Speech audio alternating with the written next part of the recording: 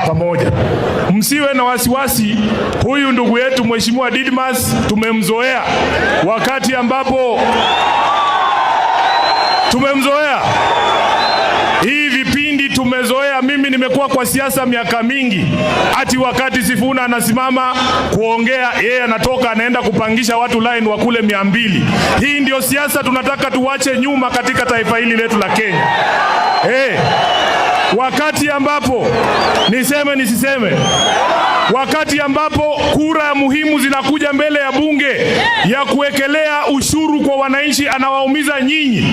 Yeye anapiga yes, alafu anaingia KCB Bank ya Bungoma anachukua 200 anakuja nayo kwa matanga ati agawe nyinyi. Kwani nyinyi ni wajinga namna gani?